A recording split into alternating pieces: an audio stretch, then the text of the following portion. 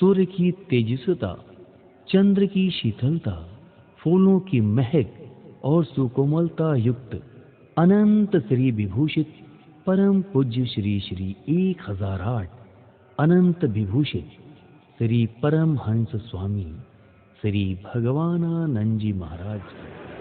अच्छा, हाँ भाई।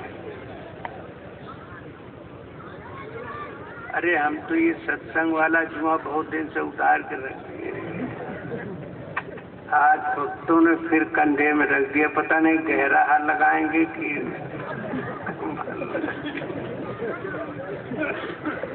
यहाँ के लोगों की श्रद्धा और प्रेम बड़ा आघात है। कम से कम 300 किलोमीटर अनसुईया जी हो गए यहाँ से। इनके प्रेम से हम तो भागे हुए चले आए, 80-100 किलोमीटर की रफ्तार से आए, मगर मेरे अंदर इतनी श्रद्धा नहीं है, इतना प्रेम नहीं है कि इन भाइयों को, जो भाई हमारे खड़े हुए हैं, हमारे पास आ जाके थोड़ा बैठ लेते, नजदीक से हम भी उनका दर्शन कर लेते, कृतार्थ हो जाते। जब इतनी दूर हम आ करके सभी बहनों भाइयों से अनुरोध है कि वो थोड़ा सा नजदीक हमारे आ जाएं और बैठ जाएं अपनी अपनी जगह पर। देखिए, संत किसी खेत में नहीं पैदा होते। आप जैसे महानुभावों के द्वारा ही, इन्हीं माताओं के द्वारा संतों की उत्पत्ति होती है। मुझे बड़ी शर्म है कि हम अपने माता पिता को नीचे बैठाल कर सुता कुर्सी में बैठे हुए हैं, मगर ये भी आपका आशीर्वाद मान कर बैठे हुए हैं। संत माने कुछ नहीं होता है, न संत किसी को कुछ देता है और न किसी से कुछ लेता है। तुम्हारी ही चीज तुमको बता देता है। कुछ कहने के पहले मैं सभी भाई बहनों से अनुरोध करूंगा कि एक बार गुरुदेव भगवान की जय बोलेंगे। दानी माताओं से मेरी प्रार्थना है कि थोड़ी देर के लिए दान का कार्यक्रम स्थगित करने आपसे हाथ जोड़कर प्रार्थना है। जेका खांसे खारे को कायदे से खांस लो, उठे बैठे को 10-5 पिंड बैठक कर लो, मगर जब बोलेंगे तो पूरा बात करोगे तो ठीक झगड़ा हो जाएगा। बैठ जाओ देवी। देखिए, एक बार सभी भाई बहन जो भोजन करते हो थोड़ा कौर बगल में दबा के जयकारा जरूर बोलिए। जो भाई दाहिने बाएं खड़े हैं ऊंचे नीचे सभी लोग एक बार गुरुदेव भगवान की जय बोलेंगे। देखिए, जय क्यों बोलते हैं थोड़ा डिटेल से समझ लें। भगवान के 2 द्वारपाल हैं, एक का नाम जय है, एक का नाम विजय। कोई शुभ कार्य जब हम करने के लिए चलते हैं तो पहले जय से भेंट करते हैं, और जब जय प्रसन्न हो जाते हैं तो विजय के पास भेज देते हैं। तो जब विजय के पास भेज देते हैं तो कोई एमएलए हो जाता है, कोई एमपी होता है, कोई ग्राम का सरपंच प्रधान हो जाता है, कोई ब्लॉक प्रमुख हो जाता है, और कम से कम अपने सीमा के अंतर्गत जे जैसन भला आदमी है उतनी ही पीढ़ी तक के खाए पिए का जुगाड़ बना लेता है। देखिए, जयकारा में कितनी बड़ी शक्ति है। और हम लोग तो गुरुदेव भगवान की जय बोलते हैं, उसमें तो और अपार शक्ति है। कोई नेता भगवान का नाम कभी नहीं लेता है। जब बोलेगा तो अपने नेता की जय बोलेगा, चाहे अयोध्या में गोली ही कहे न बरसा दे। मगर भगवान का नाम भी ऐसा है कि जिनको कहीं ठिकाना नहीं था 3 बार प्रधानमंत्री हो गए। आज भी देखिए, प्रत्यक्ष भगवान के नाम पर इतना गुरु। तो हम तुमको ये नहीं कहते कि तुम सन्यासी हो जाओ और समय राम राम को। तुमका लाख बार गरज हो तो भगवान का नाम लेना, मगर गुरुदेव भगवान का नाम एक बार जरूर लीजिए। देखिए, जब हृदय से बोलेंगे तो मुंह खुल जाएगा, और जब मुंह खुलेगा तो ये दोनों हाथ भी खुल जाएंगे। बहुत लोगों को देखा होगा 5-5 फीट तक उछल जाते हैं, मगर ये सब करने की जरूरत नहीं है। जयकारा दो प्रकार से होता है। एक तो जैसे अरहर की लकड़ी खट से तोड़ दे, और एक जैसे धरकार बांस फाड़ ना चढ़ चला जाए, जरा फेफड़े में सांस भर करके और फिर जयकारा लगाइए। हाँ, होशियार जय बोलो गुरुदेव भगवान की जयकारा तो हुआ, मगर धोखे में हम बोल गए जो है ना। अगली बार सब भाई सतर्क हो जाएंगे ना। गुरुदेव भगवान की जो लोग भूखे हैं जरा बेताक के बोलो भाई, एक बार और बोलो गुरुदेव भगवान की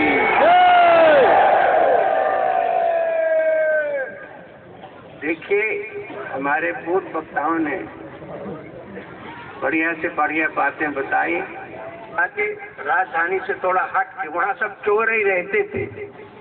शाम को जो बुढ़ा चोर होता था, एक बंद कमरे में सबको सिखाता था, बेटा तुमको हमारी कसम है, कभी जहाँ सत्संग होता हो, कथा होती हो, रामायण होता हो, ये गेरुआ वस्त्र वाले जहाँ रहते हो, 111 नंबर वाले जहाँ रहते हो, पोथी पत्रा वाले पेड़ा चंदन लगा के जो पुजारी पंडा हो, कभी निकलना नहीं, नहीं तो उसी दिन हमारे वंश का नाश हो जाएगा। इसलिए होशियार होकर के जाना। मान लीजिए आप कहीं चोरी करने जा रहे हैं, डाका डालने जा रहे हैं, इधर भी कथा हो रही है, इधर भी कथा हो रही है, अब और कोई रास्ता नहीं, तो कान में रुई लगा लेना ताकि कोई शब्द अंदर जा न सके और निकल जाना। सब हाँ में हाँ करते थे, बढ़िया बढ़िया दृष्टांत सुनाते थे। देखो कृष्ण भगवान चोरी करते थे, उनको कभी कोई माखन चोरी में पकड़ नहीं पाया, जाल ठौरे करके उनको फंसा देते थे लोग, वैसे चोरी करने में नहीं पकड़ पाते। तो हमारा खानदान जो है ना वो किसका है? यदुवंशियों का है, कृष्ण का है, इसलिए चोरी कोई बुरी चीज नहीं है। बहुत खुश हो जाते थे बच्चे, सब अपने धंधे में लग जाते थे। एक दिन का किस्सा है कि सब चोरी करने जा रहे थे, तो कहे यार बैठ जाओ सुनो। मक्खी मारते मारते तो कई पीढ़ी बीत गई, कोई हाथी मारो, खूब खाया जाए, मोहल्ले में बांटा जाए, काफी दिन के लिए हो जाए। तो कहे तो फिर क्या किया जाए? बुढ़वा को बुलाओ।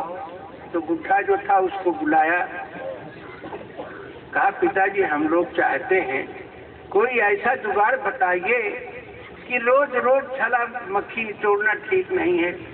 तो कहे बेटा अच्छा तो रुक जाओ एक दिन हम बताएंगे। तो वो CID भी था, चोर भी था, घूमते फिरते राज दरबार के आगे पीछे अपना जाता था। एक दिन कहा देखो आज मौका है, आज तुमको राजा का खजाना लूटना है, आज बहुत बढ़िया मुहूर्त है, हम जब बतावें तो तुरंत तुम चले जाओ, कामयाब हो जाओगे। बड़े खुश हुए यार लड़के सब, है आज जो है वो है जीवन पर्यंत कल मालटाल मिल जाएगा। बाबा ने टाइम बताया, सब लोग गए, देखा पहरेदार सो रहे हैं, पीछे से खजाने में नकब लगा दिया, सारा खजाना ढो करके लिए। सुबेरा हुआ, एक एक घंटे में राजाओं के यहाँ घंटा बजता है। थोड़ी देर के बाद में हल्ला हुआ, अरे चोरा चोरी हो गई, खजाने में चोरी हो गई, राजा क्या चोरी? हल्ला मच गया, सारा शहर तबाह हो गया। अब पुलिस वाले भी परेशान हो गए, राजा भी परेशान हुआ, खजांची भी परेशानी। आखिर हुआ क्या? तुरंत मंत्री को बुलाया गया, सबको बुलाया गया। राजा ने कहा तुम ये बताओ, पता लगाओ, अगर 24 घंटे के अगर पता नहीं तो तुम्हारी खाल खिंचवा लेंगे, जो है ना। तुम करते क्या रहे? अब भाई हलचल मल के सारी बातें हो गई। अब जो है वो CID विभाग वो भी पता लगाने लगा, मगर इतना बढ़िया गुरु ने बताया था उसको चोरी करना कि कहीं जरा से मामला लीकेज नहीं हुआ।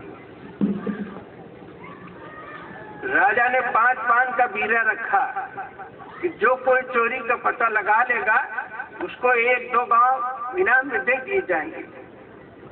तो सब लोग तो कर चुके थे। एक स्त्री थी, उसने कहा हुजूर मैं पता लगाऊंगी और 5 पान का बीड़ा चबा के। चबाने के बाद घर गई। अब उसने सोचना शुरू किया कि कैसे तरीके से पकड़ा जा सकता है इनका काम, तो हमारे पड़ोसियों का ही है। सोचते सोचते उसने कहा कि जितने चोर डाकू होते हैं वो सब देवी के भक्त होते हैं, तो आज जो है साक्षात काली का स्वरूप धारण करना चाहिए। तो उसने बहुरूपिया तो था ही, उसने काली का स्वरूप बनाया। इतनी बड़ी जवान, 4 हाथ, एक में तलवार, एक में थाली, पैरों में छम छम वाले बाजे बना लिए और बड़ा विकराल रूप धारण करके और बस निकल गई। तो जा करके चोरों के मोहल्ले में, आज काली आई हुई है, तुम लोगों ने राजा को लूटा, सारा माल हड़प कर गए और हमारा यज्ञ नहीं किया, प्रसाद भी नहीं चढ़ाया, एक बकरा भी नहीं चढ़ाया, एक मुर्गा भी नहीं चढ़ाया, एक अंडा भी नहीं छोड़ा। आज तुमको भस्म कर दूंगी जो है, हैं? अब वो जब जाए,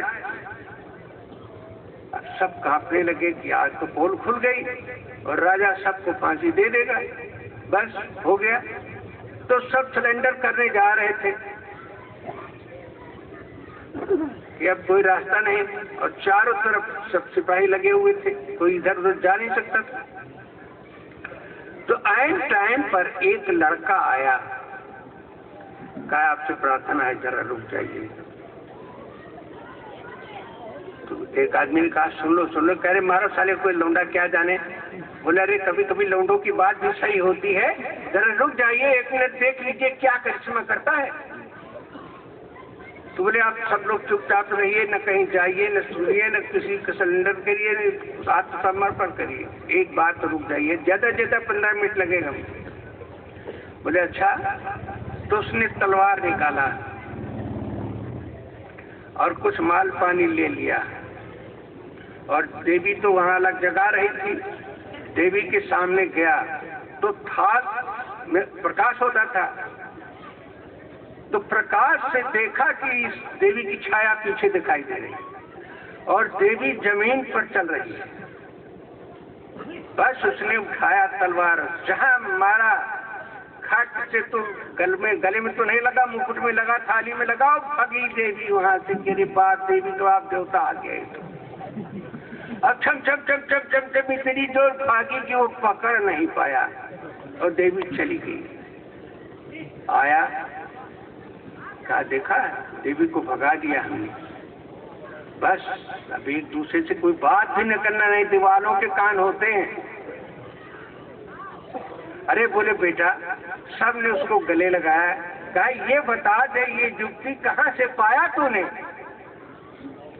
कह रे बाबा, उस दिन जब हम लोग चोरी करने जा रहे थे ना, तो इधर भागवत हो रही थी, इधर कीर्तन हो रहा था, और इतनी ही जगह तो थी। कहे हाँ से बात तो सही है। कहे तो आप लोगों ने रुई लगाया था ना। कहे हाँ, और हमने भी रुई लगा लिया। तो जब दौड़ते हुए निकले तो हमारे एक कान की रुई गिर गई। तो जब गिर गई तो पंडित जी कह रहे थे कि देखो, देवी देवताओं को छाया नहीं होती है, क्योंकि वो प्रकाश में होते हैं, तो उनके बदन की छाया कहाँ जाएगी। और देवी देवता जमीन से 3 फीट उठ के चलते हैं, उनका पैर जमीन में नहीं पड़ता। ये इतनी बात हम सुन लिए और हम निकल गए हम भी। तो कहे पिताजी, आज मैंने उसका परीक्षण किया। जब टार्च लेके गया, देवी जी को मारा तो पीछे लंबी छाया दिखाई दिया, और बड़ी देर तक पैरों पर गौर करते रहे तो वो जमीन में पैर रखती थी। बस मुझे याद आ गया पंडित जी की कथा का, और मैंने तलवार निकाली तो धोखा हो गया, मुकुट पर लगा, नहीं तो देवी जी को ढेर कर देता आज यहीं पर। बहुत खुश हुई, सबने उसको गले लगा लिया और कहा बेटा, आज तुमने हमारे वंश की परंपरा कायम रखी, नहीं तो आज तो हम सब मारे जाते, धन दौलत तो चला जाता। तो उसने कहा पिताजी, बाबा जी, दादाजी, इतने ही करने से काम नहीं चलेगा। अगर सचमुच खजाना हम लोगों ने लूटा है तो आज से इस काम को छोड़ना होगा और जीवन पर्यंत ये धंधा नहीं करना होगा।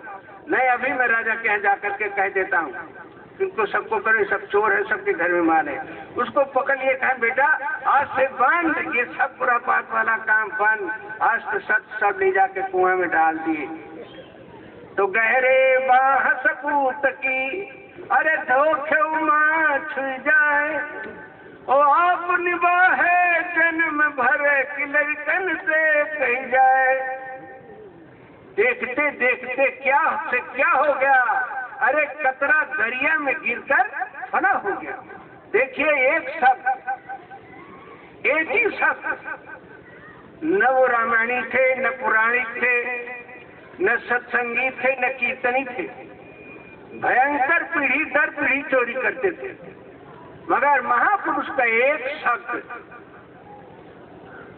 महापुरुष की एक वाणी अगर किसी के पल्ले पड़ जाएगी तो ये हमेशा हमेशा के लिए है। तो बारक नाम जपा जग देऊ, अरे होई तरण तारण नर केऊ, तो श्वास श्वास पर राम कहूँ। क्या कहते हैं, दो श्वास है, आती है जाती है, तो श्वास श्वास पर राम कहूँ, अरे प्रथा श्वास मत खोए, और फिर जाने इस श्वास का किया न हो न हो। अगर ये सांस ऊपर गई और निकल गई तो आज तक कोई पैदा नहीं हुआ कि श्वास को चालू कर दे। तो संतों का तो ये मत है कि कर से कर्म करे विधि नाना, और मन राखे जहाँ कृपा निधाना। श्वास श्वास पर भगवान का नाम लेना चाहिए। चलते फिरते उठते खाते पीते चटकी फिरते सोते जागते हर समय भगवान का नाम लेना चाहिए। एक ही साधे सब सधे, सब साधे सब जाए। एक को साध लिया गया तो देखिए पहली मुलाकात में बात ऐसी हो गई, पहली मुलाकात में बात ऐसी हो गई, अरे राजा भी खो गए और रानी भी खो गई। तो भाई देखिए सत्संग का मतलब क्या है, सत्य वस्तु है आत्मा, मिथ्या जगत प्रसार। इस आत्मा का संग करो। आत्मा का नाम परमात्मा है, परमात्मा का नाम राम है, शिव है, ओम है। इसका साथ करो तो फिर वही होगा। एक तो प्रत्यक्ष प्रमाणम किम, ये लड़का आपके सामने बैठा है जिसको आपने पैदा किया है। एक कथा हमने और सुनाया चोरों की, तुम लोग तो भले आदमी हो, तो भले आदमियों के लिए तो बड़ी भगवान की तरफ से बहुत बढ़िया कंसेशन मिलता है। सब लोगों को भगवान भजन करना चाहिए। वैसे कहो तो हम और कह सकते हैं, मगर बहुत से लोग इसमें खाए नहीं हैं। बहुत लोगों को नजदीक है, जाना है। क्या बात है, जाना है ना? सबसे पहले तो तुम्ही को जाना है।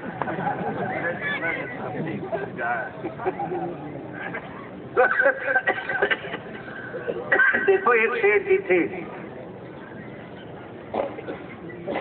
अब सबका विचार है तो थोड़ा सा हम और कह देते हैं, अब आदत खत्म हो गई है। तो सेठ जी थे, सेठ जी जरा कायदे के थे, शहर के कस्बे के सबसे बड़े सेठ थे। भगवान की ऐसी कृपा थी कि एक ही लड़का था उनको। 4 घोड़े की बग्घी में बैठ के उसको नौकर पढ़ाने के लिए जाता था, ले आता था, जो खाता था खिलाते थे, सारी व्यवस्था थी। उसके यार लोग भी थे, खर्च पानी की कमी नहीं थी। पढ़ के आता था, कुछ माल लाल लेके यार बच्चों के साथ घूमने चला जाता था। तो लड़कों ने सोचा कि देखो यार ये ऐसा पेड़ है ना कि जितना हिलाया जाएगा उतना ही माल झड़ेगा। इसको छाले को फंसाओ किसी तरीके से, अपनी तरफ खींचो इसको, हैं, तब काम चलेगा। तो धीरे धीरे उसको जो है कुछ कोई बीड़ी पीना सिखाया, तो कोई भांग खाना सिखाया, तो कहे इसको पान खाना भी सिखाओ। तो पान खाना भी सिखा दिया। फिर गंजेड़ियों ने कहा नहीं इसको एक आध किलो गांजा भी पिलाया करो। तो भंगड़ियों ने कहा इसको थोड़ा एक आध गोली भी खिलाया करो। तो जुआरियों ने कहा इसको चलो ले चलो मारो पड़पा से 12 या 17 18 हैं उसमें भी ले चलो। तो सब धीरे धीरे वो बढ़िया से बढ़िया काम सब सीखने लगा। नौकर जो साथ रहता था उसको 10-5 रुपए देके बैठा देता था कि देखो हम जरा घूमने खाने जाते। शराब पीना सीख गया, धीरे धीरे जुआ खेलना सीख गया। चोरी करना नहीं सीखा क्योंकि सेठ का लड़का था। भाई साहब वहीं बैठ जाइए, लालच पैदा करोगे तो हम कथा भी नहीं कहेंगे। तो फिर कुछ लड़के थे उन्होंने कहा अरे यार इसको ले चलो देवी जी का दर्शन कराओ। कहे आए देवी जी का? हाँ ले चलो। देवी जी जब इनको पा जाएंगी तो खूब दुखेंगी, कायदे से पैसे वाला आदमी है। तो बस कुछ लड़के जो है ले गए। तो उस शहर में जो सबसे बड़ी देवी थी उनका नाम था गौहर जान। तो एक लड़का कहा देखो बहुत बड़े सेठ को फंसा के ला रहे हैं, आप अपना वास्तविक स्वरूप बढ़िया कायदे से रखिए। देवी जी का सजावट हो गई, बैठ गई हैं। इंतजार में लड़के पहुंच गए। वो सोचा सेठ का लड़का की सचमुच देवी का दर्शन करने जाते हैं तो कुछ फल फूल माला फल लेके गया, देवी जी के चरणों में चढ़ाया, माला पहना दिया, कुछ पैसा भी चढ़ा दिया, प्रणाम किया। प्रणाम करके कहा भाई चलो, चल दिया। लड़कों ने कहा रे देवी जी जरा वाणी द्वारा इसको कुछ समझाओ। बोले ठीक है समझाएंगे।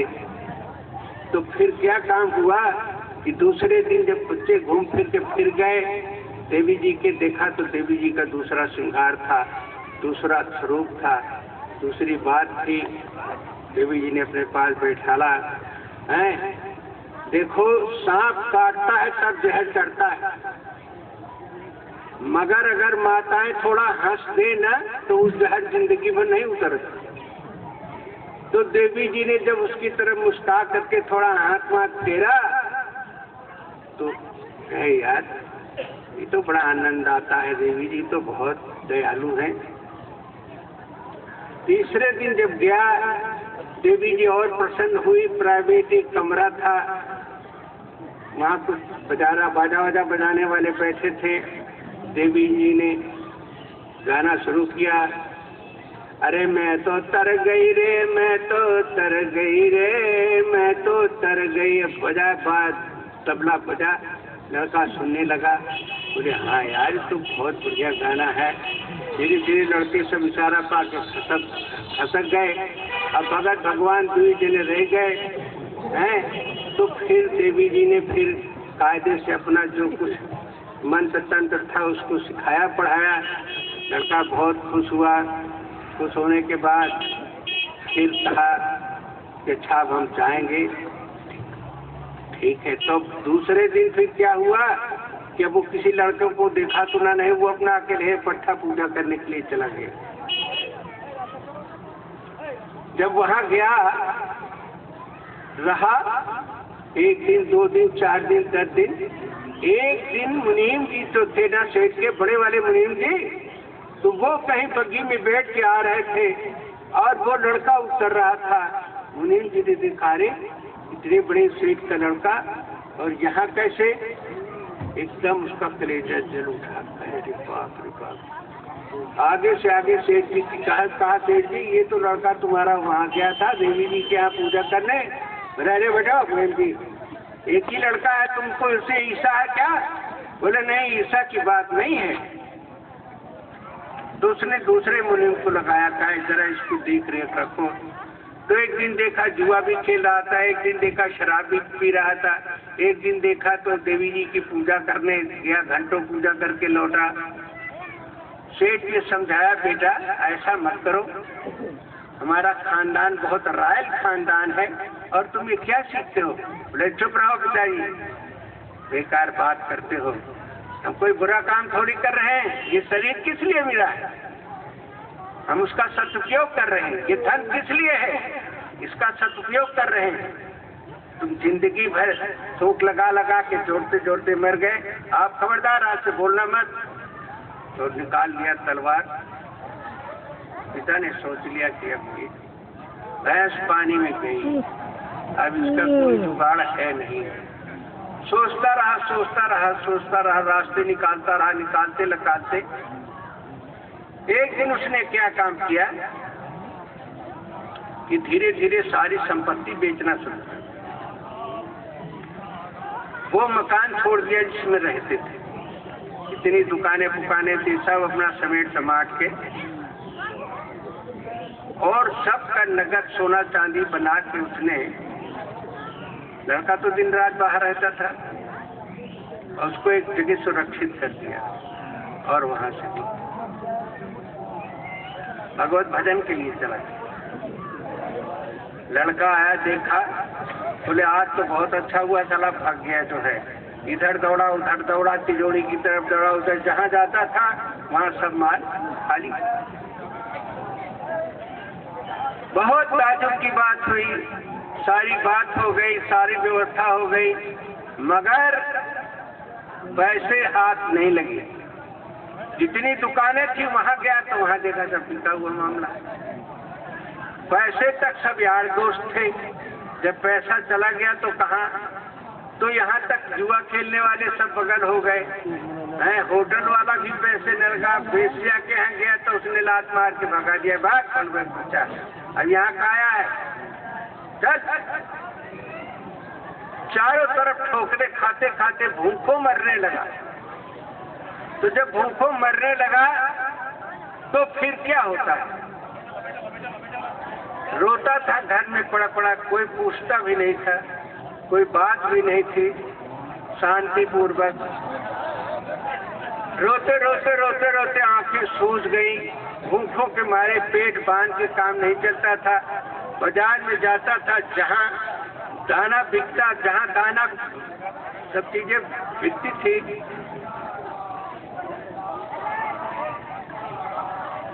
वहां पर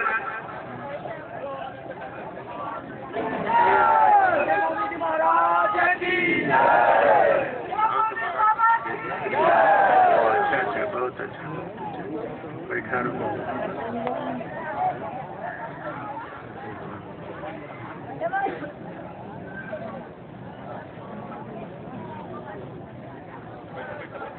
नमस्कार नमस्कार, बैठ जाओ आप लोग जहाँ हो, जो जहाँ बैठ जाइए सब लोग, वहीं बैठ जाओ, वहीं बैठ जाओ, जो जहाँ है वहीं बैठ जाओ।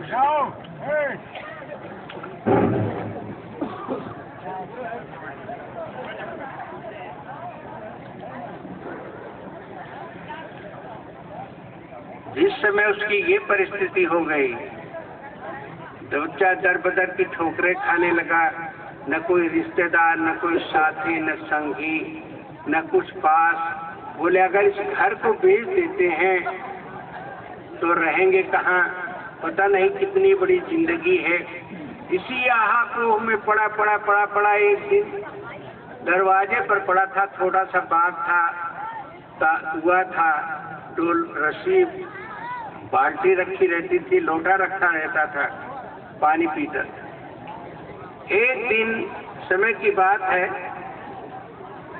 एक संत उस शहर में आ गए। तो वो सोचते थे रात भर मुझे ठहरना है, अगर कोई जगह मिल जाए तो बढ़िया है। तो जब उस रोड से निकले तो देखा ये जगह बड़ी सुनसान है, फाटक खुला है, कुआं भी दिखाई देता है, बगीचा भी है, पेड़ भी है, तो उसमें घुस गए वो। तो उन्होंने फिर अलग जगाया, जब आवाज दे सीताराम, अलग कई बातें कही, तो वो लड़का भीतर था, निकला। दोनों का अच्छा महाराज जी अब यहाँ से घोड़ी बढ़ा जाइए, जो है यहाँ ठहरने, साधुओं के ठहरने की जगह नहीं है, भागो भागो। कह रहे बेटा हम रात भर रहेंगे, न मुझे खाना पानी करना है न कुछ नहीं। कहने साधु लोग ऐसे ही फंसा लेते हैं। क्या अच्छा तो ले भाई सामान ले ले, अब हम तो जाएंगे नहीं। तो जब देखा डांटते फटकारने से संत नहीं हटे, संत ने देखा उसके चेहरे को, ए भाई कुर्सी उर्सी सब है वहीं रखो तुम, सारी व्यवस्था सब कुछ बाबा जी के पास है। थोड़ी देर के बाद बाबा जी ने झोली निकाली, बाल्टी निकाला, पानी निकाला, हाथ पैर धोया, कुछ राम रमौवन करने के बाद फिर उन्होंने एक चिलम गांजा निकाला और डाल के पानी मलने लगे। तो वो लटका बहुत अच्छा गाते थे बाबा जी, तो मलते जाते थे, गाते जाते थे। वायु विकार को हर लेता, कर देता मन को ताजा है, और पीकर देखो गांजा है कि सभी नशों का राजा है। तो बम बम कर लगी दम, तब सभी रंग खिल जाते हैं, और दिखला पड़ते ढंग अनोखे जहाँ जहाँ मन जाते हैं। तो अहंकार के तूफानों में अरे ज्ञान दीप जल जाते हैं, और किसी किसी को किसी समय में कृष्ण शंभु मिल जाते हैं। तो भरा भक्ति का भवन ऐसा संतों ने अंदाजा है, अरे भीतर देखो गांजा है भाई सभी नशों का राजा है। लड़के ने अंदर से सुना कि लगता है बाबा गांजा मल रहे हैं, दौड़ के आया, प्रणाम किया, बोले बैठ जा बेटा, गांजा पीता है क्या? महाराज मिल जाता है, कभी कभी एक आध फूंक पी लेते हैं। तो बाबा जी ने बनाया और फिर उसको पिलाया। पीने के बाद जब थोड़ा परिस्थिति से मन ऊपर उठा तो बोले बेटा तू हमको क्यों भगा रहा था यहाँ से?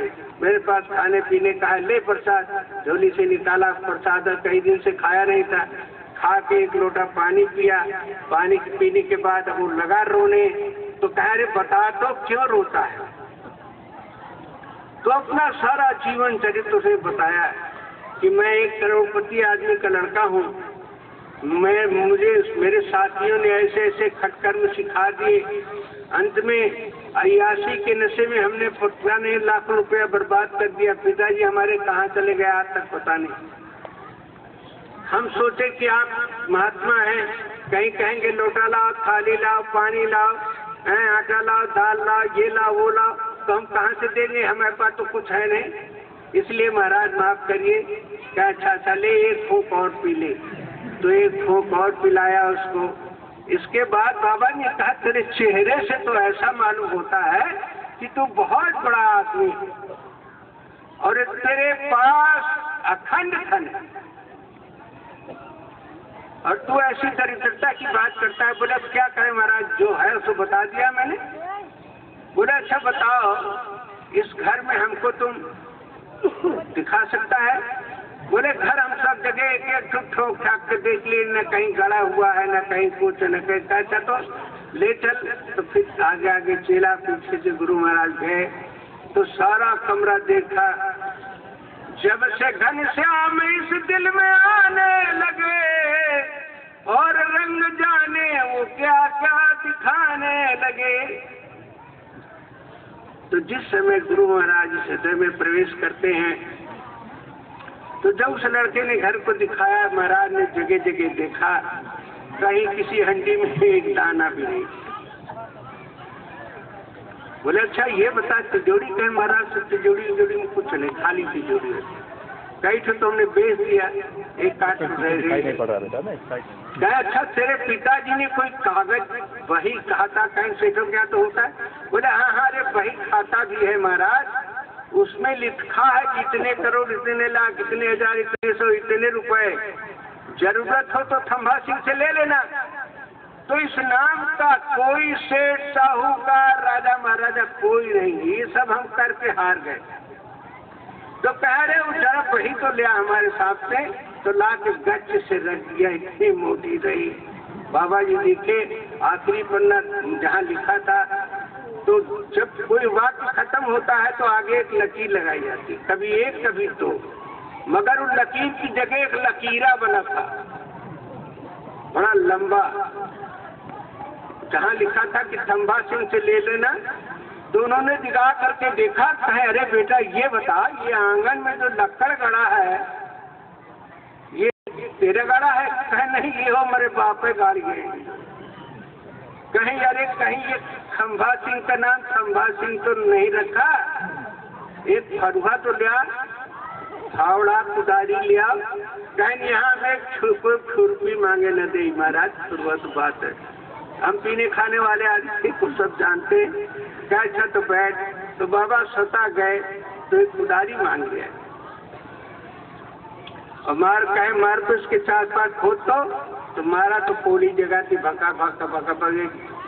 एक हाथों में नहीं खोदन की देखे तो भक्त से खजाना जो है उसमें निकला। कहे बेटा देख ये तेरे बाप का खजाना है। अरे मृगनाभि में कस्तूरी, अरे भेदी भटक रहा है और दिलदार यार मेरा पर्दे में छिप रहा है। दिलदार यार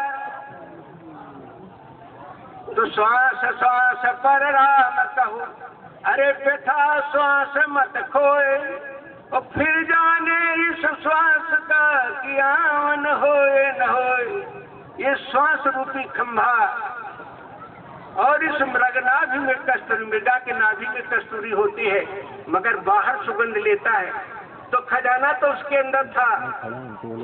तो जब से घनश्याम इस दिल में आने लगे और रंग जाने वो क्या क्या दिखाने लगे। जब लड़के को वो खजाना प्राप्त हुआ तो बेहोशी से गिर गया।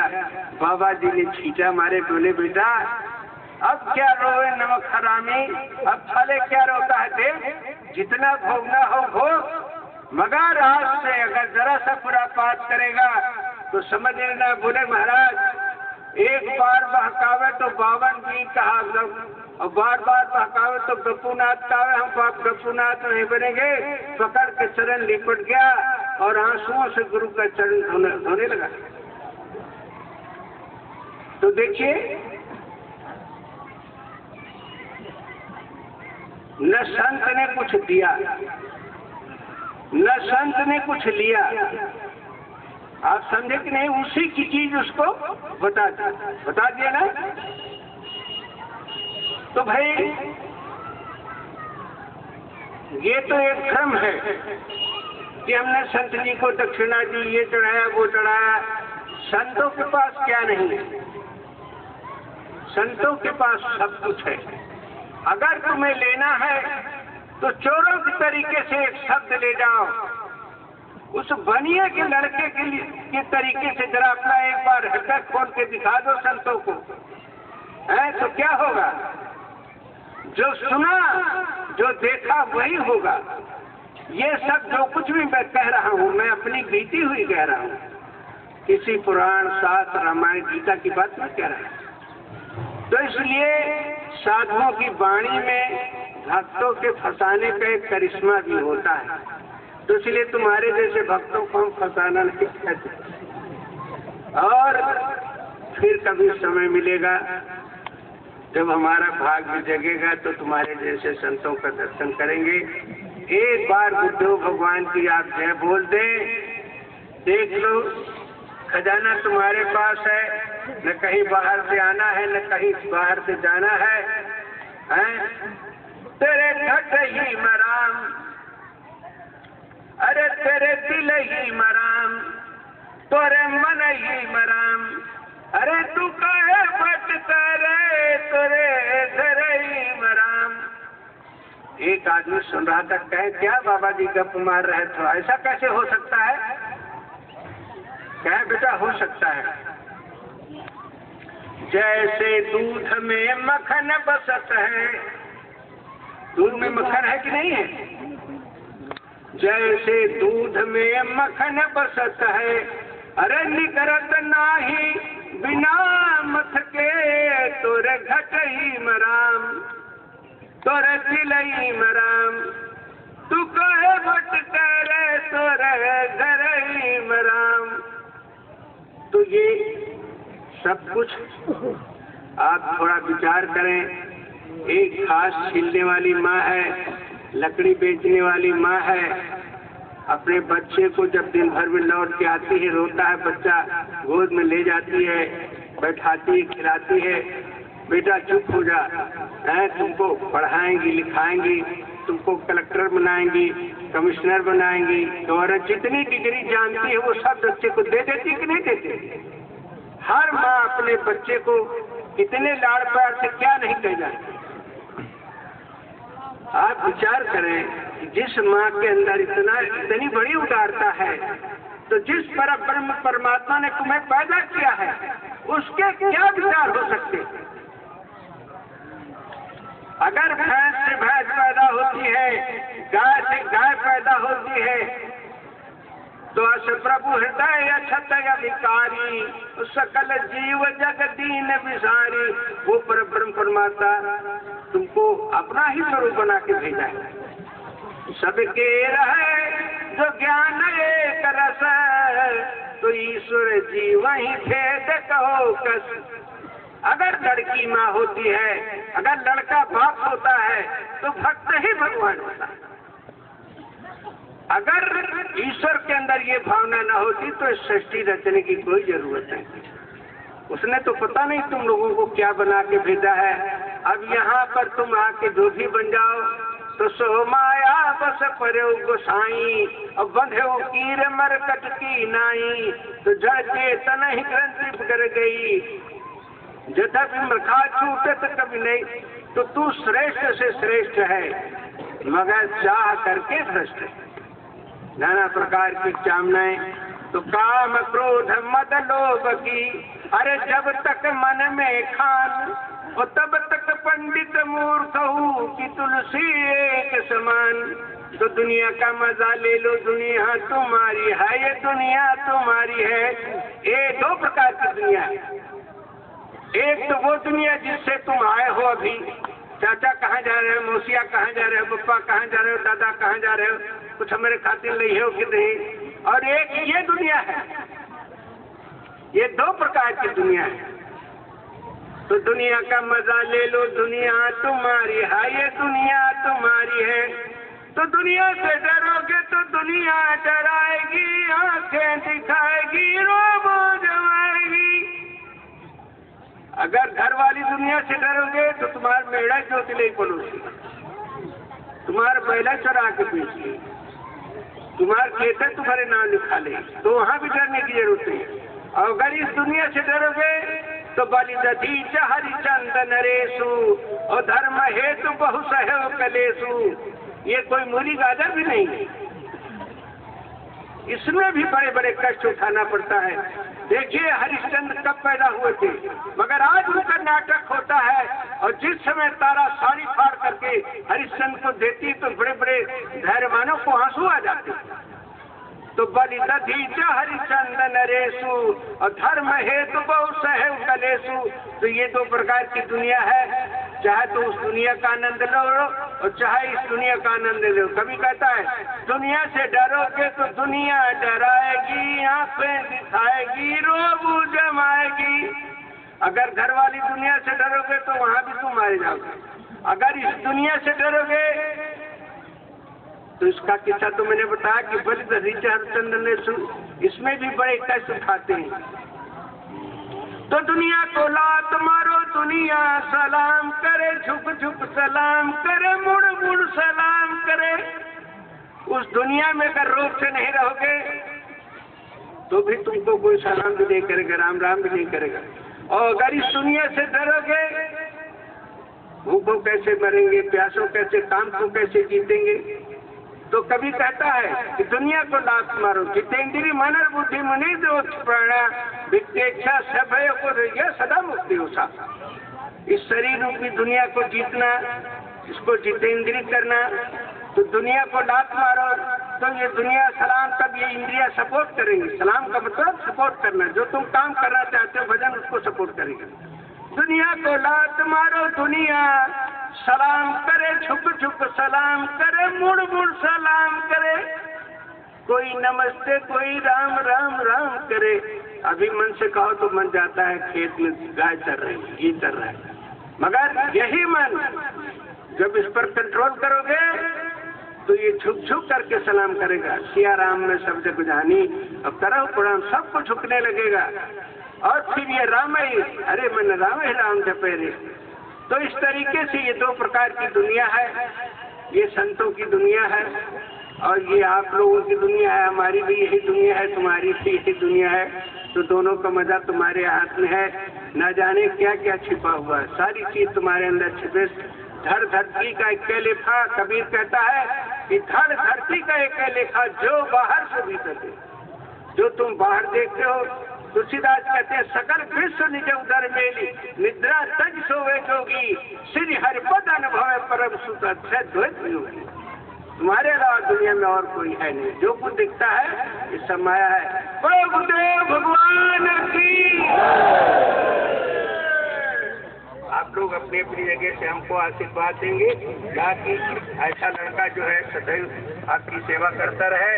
और माताओं से प्रण कर ले, एक लड़का हमारा जैसा पैदा कर लो, अरे भेड़ बकरी जैसा तो रोज ही पैदा करती हैं। हर पूर्णिमा से हम हाथ जोड़कर प्रार्थना करेंगे कि पहला लड़का जो पैदा करें बहने वो हमारे ही जैसा हो। थोड़े दिन घर में काम बदला सकता है, से अनुरोध है। अच्छा तो मुझे आज्ञा दीजिए।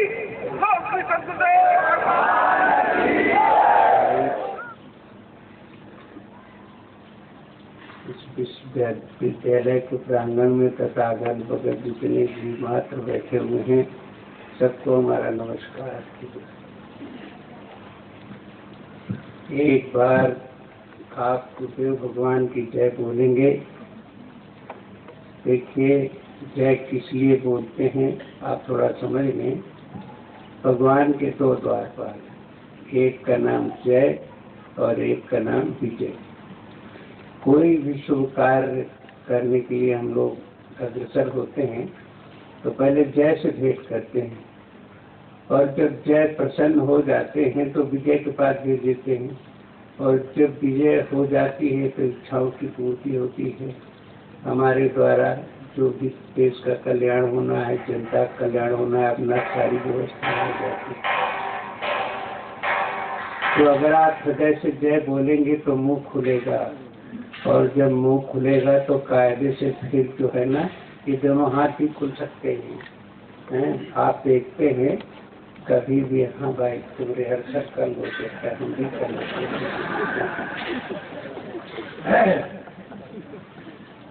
अच्छा भाई, सभी भाई बहनों से प्रार्थना है कि एक बार हृदय से जय बोले। जितनी जल्दी आप जय को प्रसन्न कर लेंगे, विजय तुम्हारे पास ही खड़े हुए हैं। बोलो गुरुदेव भगवान की जय।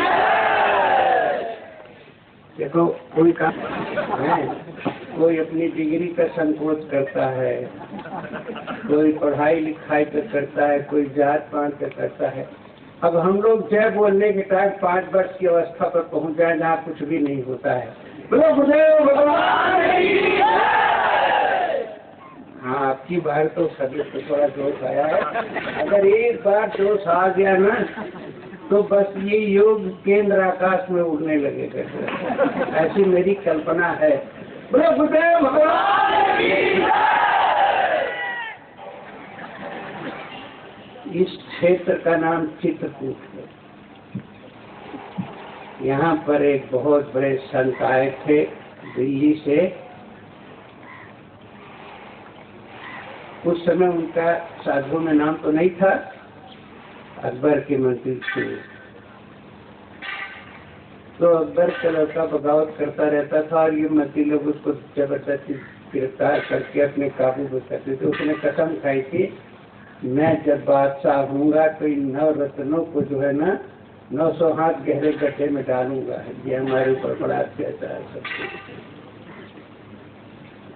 तो जब का लड़का अकबर का जहांगीर बादशाह हुआ तो उसने कहा कि देखो पहले रहीम को बुलाइए। एक तो ये काफिरों वाली भाषा पर बोलता है और दूसरी हमारा बहुत पुराना दुश्मन भी है। तो जल्लादों से कहा, उसके एक ही लड़का था, उसकी गर्दन काट के सोने की थाली में उसका सर रख के और मखमल के कपड़े से ढक के ले आओ, आज हम अपने चाचा को तोहफा भेंट करेंगे। तो जब वो दरबार में बुलाए गए तो आए। तो उसने कहा चाचा लीजिए तोहफा। तो थोड़ी जोर सीने में धक्का लगा, क्योंकि उसने एक आध बूंद खून के ऊपर आ चुकी थी, और आँख बंद करके वैसे निकला। और फिर वो दिल्ली में नहीं रहा कि अब ये तो कहीं अब हमको भी गड्ढे में डाल ही देगा, तो सीधा यहीं आ गए चित्रकूट। उनका दोहा है कि जा पर विपदा परत है, कि सो आवत यही देश। हर चित्रकूट में रम रहे, कि रहे मन अवध नरेश। यहाँ पर उन्होंने देखा कि मैं इतने बड़े भारत के बादशाह का गुलाम रहा हूँ, मुझे नौकरी क्या होगी, भीख नहीं मांगी जाएगी। तो एक भार ठोकने वाले के यहाँ उन्होंने तय किया कि हम आपके लिए इसमें झोंकने के लिए कुछ लकड़ियाँ ले आया करेंगे, आप हम क्या देंगे। बोले आपको खाने भर के लिए अनाज दे दिया करेंगे। तो वो यहीं अपना रहते रहे, भजन करते रहे। तो उन्होंने अवध नरेश का जो है ना नाम दिया कि यहाँ पर अवध नरेश आ गए। आज भारत का हर बच्चा अवध नरेश है, और विशेषकर इस विश्वविद्यालय में पढ़ने वाला। भगवान राम को वनवास हुआ तो उन्होंने सबसे अच्छी जगह चित्रकूट चुना। कुछ दो बातें मैं अपने विषय की बताऊंगा। मैं बांदा बैंक के काम से आया था, वहाँ एक छोटा सा पहाड़ है, जीवन में मैंने पहाड़ जंगल नहीं देखा था। तो ट्रेन से उतरा, जिसके यहाँ ठहरा था झोला रखा, और भाग के उस पहाड़ में चढ़ गया। 2 घंटे बाद आया, कहाँ गए थे हम, काम गए थे पहाड़ देखने, जंगल देखने। उन्होंने कहा वो जंगल पहाड़ क्या है, आप अपना काम कर लीजिए, चलिए चित्रकूट आपको दिखा दें, हैं जहाँ कभी आपकी कल्पना हमको नहीं। कहा तो पहाड़ों में तो हमने कुछ देखा नहीं, यही आज देखा है। जानवरों में सियार देखा है, शेर का तो खाली नाम सुना है। बोले चलिए हम सब दिखा देते हैं। वो लोग तो तैयार नहीं हुए, बोले कल चलेंगे। हमको इतना बढ़िया उन्होंने समझाया कि लगा कि अब उड़ के चित्रकूट चले जाओ। एक भोजनालय में भोजन किया, ट्रेन आई, हमने पूछा कहाँ जाएगी ये गाड़ी, बोले चित्रकूट जाएगी। सामान अभी तक वहीं पड़ा हुआ है जहाँ ठहरे थे, और बस कंधे में एक साल डाल के चले आए, गाड़ी में बैठ के चित्रकूट। बड़ी मुसीबत से आए, रास्ता भूल गए। फिर 2 लड़के मिले, पीले वस्त्र पहने, रात का टाइम था। उन्होंने कहा चलो हमारे साथ। मुझे बड़ी प्रसन्नता हुई कि राम लक्ष्मण दोनों मिल गए। फिर मंदिर में ठहराया, भोजन भी कराया, खूब गपशप भी हुई। सुबह उन्हीं के साथ राम घाट में स्नान किया, उन्हीं के साथ परिक्रमा किया। फिर मिठाई की दुकान बैठा के खूब खिलाया पिलाया। उन्होंने कहा अगर समय हो तो कोट तीर देवांगना हनुमान धारा इतना देख के बांधा चले जाना। भागे, पहाड़ में चढ़े नहीं थे कभी, मगर वो शाम हो गई। लौटते लौटते राम घाट आ गए। रात में 12 बजे सिपाहियों ने पकड़ लिया, पूछा, बता दिया हमने ऐसा ऐसा है, हमारे में कोई पंडा है ना, हम जानते हैं क्या है क्या नहीं, हम तो ये पहाड़ी सीनरी देखने के लिए आए थे। बोले सर चलो हमारे साथ। तो चौकी में एक चारपाई दिया, वहाँ एक सज्जन निकले, वो भी पुलिस के ही थे, मगर दाढ़ी बहुत बड़ी हुई थी, चिटाई बड़ी थी, काफी माला कहने थे। बात होने लगी तो हमने सही सही सब बताया। बोले हमारे कहने से आप अनुसुईया जी और देख लीजिए फिर जाइए। ठीक है। एक आदमी को उन्होंने कर दिया जो जा रहा था टिकरिया, वो हमें लेके इसी रास्ते से ऐसे लेके गया, सब बताता हुआ। अनुसुईया जी का दर्शन किया, प्रणाम किया। एक महात्मा थे, उन्होंने कहा परमहंस जी का दर्शन कर लीजिए। तो हम कहा कहाँ है, क्या वहाँ है? तो गए तो देखा वहाँ। फिर लौट के गए, हम कहा वहाँ तो परमहंस माने तो चलिए थे। बोले कि जानते हो परमहंस किसको कहते हैं? कहा हाँ, कोई पत्थर का देवता होगा और क्या होगा। बोले अरे एक महात्मा बैठे थे। क्या हम कहा हाँ महात्मा देख, मगर हमको डर लगता है उनके पास जाने में। बोले बड़े अच्छे महात्मा, सब शाम आते हैं। गए वहाँ, तो भगवान जो है ना हमको प्रणाम करना नहीं आता था, साधु के यहाँ कभी गए नहीं थे। तुमने कहा महाराज है कहाँ रहता है? उनका कानपुर में कह हो बनिए तो कानपुरी सारे देखो लाठी जैसे मारते थे और 2-4 गाड़ी उन्होंने देख लिया। अब 16 सन हो गया कि बाप रे बाप कहाँ फंस गए। अरे बैठो बैठो, तो बैठ गए। बोले खाने कुछ लाया है? हम कहाँ? बंदरों के लिए चने, अपने लिए मिठाई लाई। कहाँ है? तो बंदरों के प्रति यहाँ दबाए रहे। तो ये है, तो दिखा दिया। तो उठा कोठरी में फेंक दिया। हम कहा चित्रकूट में लोग कहते थे वहाँ लोग लूट भी लेते हैं। अब लगता है जो कुछ पैसा वैसा ही सब ले लेंगे। तब तक एक ब्रह्मचारी जी थे, उन्होंने कहा ब्रह्मचारी इसको 2 टिक्कर ला के दे दो। दे दिया। उसमें चने की रोटी थी। चने की व्याख्या भी लड़के ने किया है।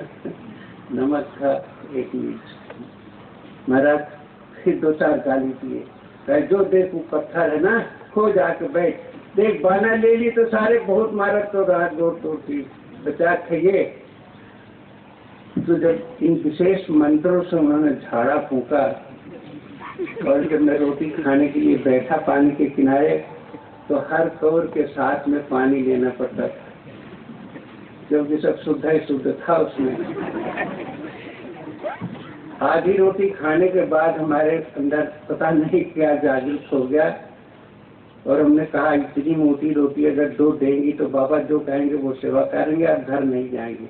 और मैंने बहुत सी कसमें भी खा ली और बहुत कुछ किया। तो महाराज के पास 2-3 लोग बैठे थे, कहें देखो ये लड़का जो आया है ना, ये ऐसा ऐसा सोच रहा है। वो कह रहे आपको सब दुनिया साधु है दिखाई देती है, इतने इतने तो बाल है, पाँव हफ्ते चाहिए इसको, इसका तो थोड़ा फैशन तो देखिए। बोले नहीं, इसको मैंने 2 साल पहले ध्यान में देखा था, ये मारने से भी नहीं जाएगा। आपस में बात हो रही थी, रोटी खा के हम भी पहुंच गए। तो 2-3 आदमी ने प्रणाम किया था महाराज को। तो हमने सोचा साधु को ऐसे ही प्रणाम करना चाहिए, तो हमने भी ढंग से प्रणाम किया। कहें देखो कितना नकलची है ये, अब प्रणाम कितना अब बढ़िया प्रणाम करना सीख गया। बैठ गए, बेटा खा लिया? हम कहा हमारा जब बात से। तो हम कहा मेरा दादा रहने दो। तो उठाए डंडा तो जाके एक पत्थर के नीचे छिप गए। फिर साधु बोले देखो कहीं छिपा है, कानपुरी गया नहीं, लोग ढूंढे डांडे पाए नहीं। शाम को फिर पहुंच गए। इस तरीके से 8 दिन तक मुझे भगाते रहे। शाम को हम पहुंच जाते थे। 2-4 गालियां प्रसाद में मिल जाती थी। हम तो समझ गए अब गाली माने आशीर्वाद होता है, और रोटी तो फिर मिल ही जाती थी।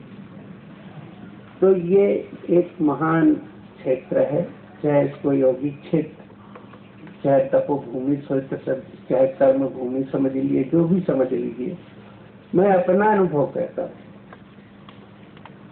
चित्रकूट का नाम ही ऐसा रखा गया। चित्र कहते हैं सीनरी को, कूट माने पहाड़ होता है।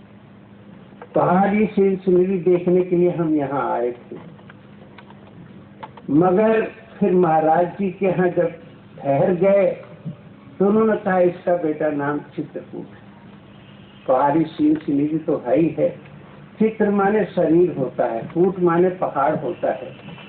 इंद्रियों के समूह का नाम ही शरीर है। जितेंद्री मनर बुद्धि मुरि मोक्ष प्राणा विपेक्षा सदैव कुरु यह सदा मुख्य होता है। असली चित्रकूट का नाम इस श्लोक से मिलता जुलता है। तो पहले इन इंद्रिय समूहों को जब कूटता है मनुष्य, तो चित्रकूट, चित्र माने शरीर कूट दिया जो है। और इसके बाद इसका एक तीसरा नाम है चित्तकूट। जब तक इंद्रियों पर कंट्रोल नहीं होगा तब तक ये चित्त जीता नहीं जा सकता। तो इसका तीसरा नाम चित्तकूट है। महर्षि पतंजलि लिखते हैं कि योगस्य चित्त वृत्ति निरोधा। योग किसे कहते हैं? अप्राप्त की प्राप्त का नाम ही योग है। वो सत चित्त आनंद, हमारे पास सत भी है, चित्त भी है, मगर आनंद से हम वंचित हैं। तो मैं अपनी बात बताता हूँ कि उस महापुरुष के सानिध्य में आधा घंटे के अंदर इंद्रियां और ये चित्त की गतियां अपने आप क्लोज हो गई, आज तक अपनी जगह पर है, कभी कोई ऐसी बात नहीं है। भगवान राम को जब वनवास हुआ, बड़े बड़े महात्माओं से परामर्श किया उन्होंने, भरद्वाज जी से किया, वाल्मीकि जी से किया। उन्होंने कहा भाई तुम चित्रकूट में रहो। बड़े सौभाग्य की बात है, आप बड़े भाग्यशाली हैं कि आपको पढ़ने की जगह भी चित्रकूट में मिली। तो इस चित्त को कूटें, चित्त को कूटें। मैं अपना अनुभव बताता हूँ कि दुनिया की ऐसी कोई भी अनुभूति नहीं है जो इस चित्रकूट में न हो सके। आप चाहे पाताल से लेकर आकाश तक हर जगह की अनुभूतियां प्राप्त कर सकते हैं। थोड़े समय के अंतर्गत गीता को राजयोग कहते हैं, तुलसीदास की रामायण को भी राजयोग कहते हैं। किसी संत सदगुरु को सुबह शाम 5 मिनट 2 मिनट 1 मिनट अपने हृदय में देखें।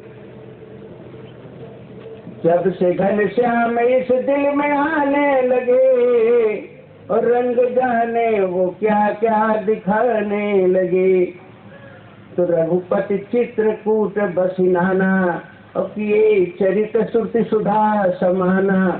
रघु नाम जीव के जो पति परमात्मा राम अन्यथा संत सदगुरु हैं, जब आपके हृदय में आएंगे तो इसके अंदर एक अलौकिक परिवर्तन होगा।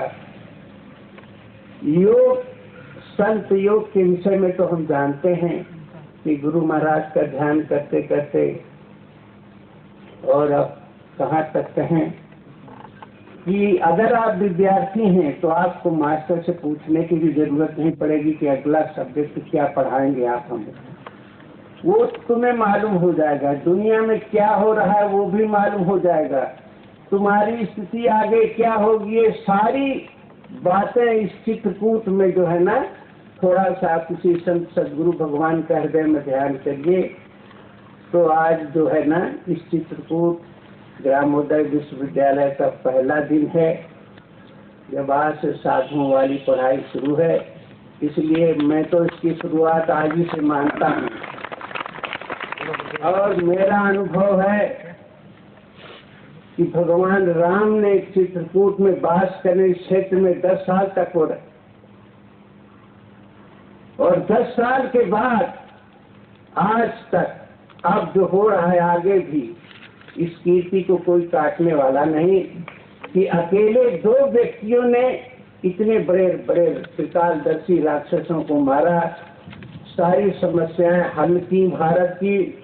और पहली चौकी हमारे पड़ोस में थी जिसको विराट नाम का राक्षस कहा जाता था।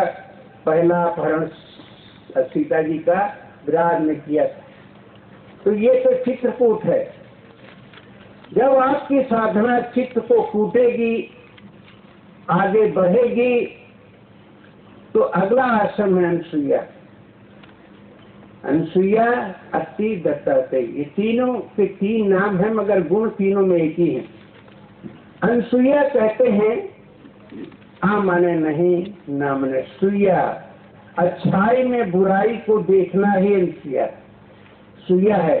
और ये तुम्हारे अंदर किंचित मात्र भी नहीं रहेंगी जब इस वास्तविक चित्रकूट रूपी योग के अंतर्गत प्रवेश करेंगे तो आप पूर्ण अनसुईया हो जाएंगे। सारी सुईयाएं तुम्हारे अंदर खत्म हो जाएंगी, एक निर्मल संत हो जाएंगे। और उसके ऊपर एक डिग्री और मिलेगी, अतिरिक्त सत रज तम। इस तीनों के द्वारा ये सारा विश्व बंधा हुआ है, इसको प्रकृति कहते हैं। तो इनसे आप माने नहीं, इनसे तीनों से अतीत हो जाएंगे। और एक तीसरा नाम एक लड़के का है, दत्तात्रेय। दत्त माने योग्यता, तीसरे माने 3। तीनों के ऊपर जो शासन करने वाली प्रवृत्ति है उसका नाम दत्तात्रेय है। नाम से ये 3 है मगर काम से 1 है। उस स्थान पर पहुंच करके दुनिया की सर्वोपरि योग्यता तुम्हें प्राप्त होगी। और इस विश्व के अंदर विश्वविद्यालय तो नहीं, कोई देवता भी तुम्हें परास्त नहीं कर सकता। ये मैं अपना अनुभव बताता हूँ। एक स्त्री नहीं, लाखों स्त्रियां तुम्हारे पीछे घूमे, एक दुश्मन नहीं लाखों दुश्मन घूमे, एक राक्षस नहीं करोड़ों राक्षस तुम्हारा कुछ नहीं कर सकते हैं जहाँ पर आप बैठे हुए हैं। तो मैं शिलान्यास नहीं करने आया हूँ, मैं तो थोड़ी सी अपनी आत्मकथा बताने आया था कि हमारे भाई हमारे बहन आज चाहें जिस स्थिति को प्राप्त कर सकते हैं, आज उस योग का शिलान्यास हुआ है। इसका आज पहला दिन है, विश्वविद्यालय की वास्तविक स्थापना का आज पहला दिन है।